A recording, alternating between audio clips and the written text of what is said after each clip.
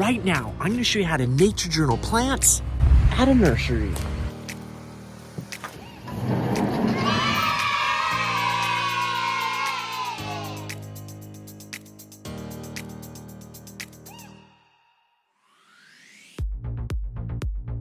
This isn't just any plant nursery. This is the Occidental Arts and Ecology Center nursery where I used to work, and they grow a lot of cool, functional, edible, medicinal, aromatic, perfume plants, dye plants, fire plants, plants from all over the world, weird peppers and stuff like that. But right now I got here when there's no one actually working in the greenhouse, so I'm going to try to start drawing something that's right in the central area. But then later, when things get busy, I'll make sure to choose a location that's out of the center. So I'm gonna draw this Babaco right here and get a little warm-up drawing in, a little sketch to get the juices flowing since I don't have anything on my pages yet. But also with that strategy of doing something that's here in the central area, because I have a feeling that in a little bit, this area might not be a good place to work. So my main goal right now is to capture a drawing of this plant, but I also want to avoid perfectionism and procrastination, which can happen really badly at the beginning of a nature journal session, especially when you're in a public place like a nursery. So I'm almost doing this in a blind contour style and making this a little bit of my warm-up. So be sure you check out some of my videos about nature journaling warm-ups where I talk about how to use blind contour drawings. So keeping it loose, keeping it fast, but trying to still capture some of the information of this plant is going to help me out a lot because I'm just getting started and I don't want to get stuck in paralysis by analysis. So what I did right now is basically the most boring and easiest thing that you could do in your nature journal. And if all you do is draw a plant and write the Latin name and you don't do anything else, I might not even consider that nature journaling. It's just drawing with putting scientific names on things. And that information could be incorrect. There's a lot of reasons why that's not really that special, that amazing, and it's definitely not using a lot of the amazing learning tools that are available in nature journaling. So I'm going to do a couple more things here. I'm going to add some color to this, and I'm going to write down some questions. Questions are an underappreciated but super powerful learning tool that we use a lot as children when we're learning about the world, but then when we stop and become adults, we think we know everything. And as we're about to find out, questions are a lot more flexible, a lot more powerful than just writing down facts, such as the scientific name of this species.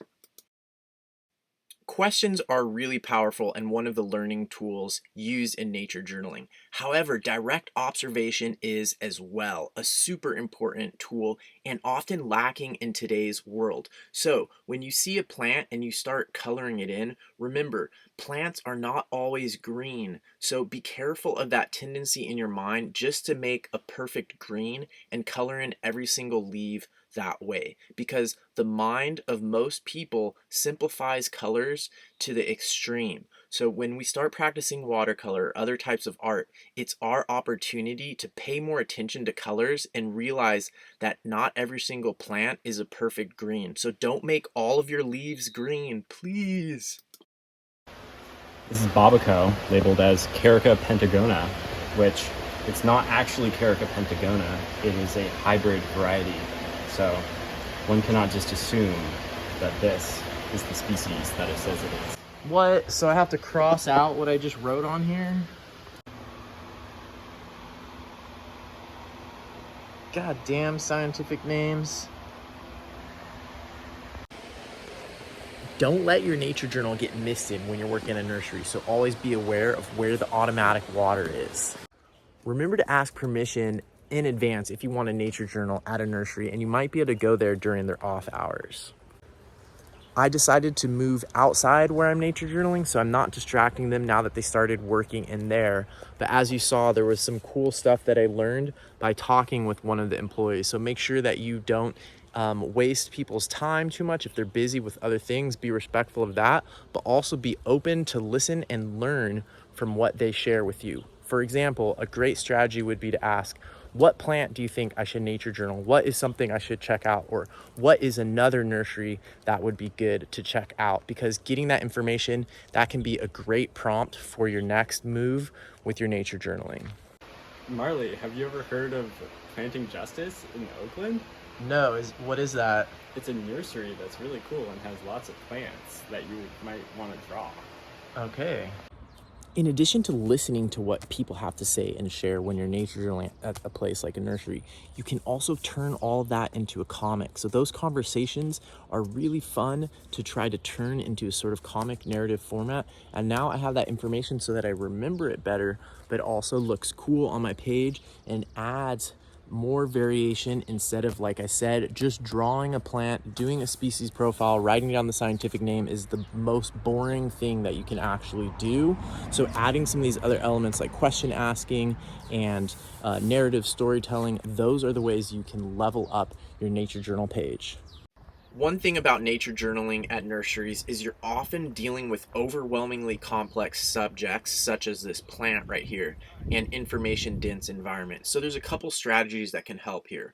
One thing is you can focus on the outline. While drawing outlines can be a problem, for this plant, for this huge inflorescence covered in thousands of flowers, getting the basic outline is important. Another great trick is using watercolor.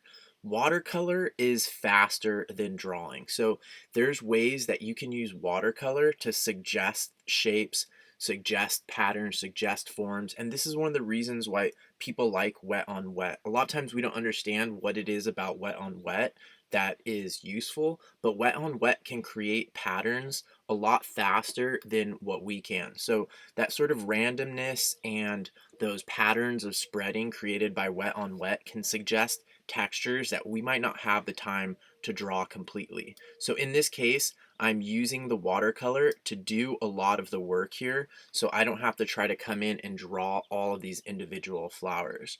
There's a lot of challenges with this approach, but I think in the end it worked better than anything else that I could have tried. Another important thing to point out is that when you're emotionally attached to a subject, such as a plant that you really like or a flower that you really like, it can make it harder for you to approach it and tackle it in a technical way. You're going to be too worried about the outcome, and outcome dependence is the source of most of the psychological problems that we deal with in nature journaling and art, whether it's perfectionism, procrastination, self-judgment, self-criticism, comparison with others. They stem from outcome dependence.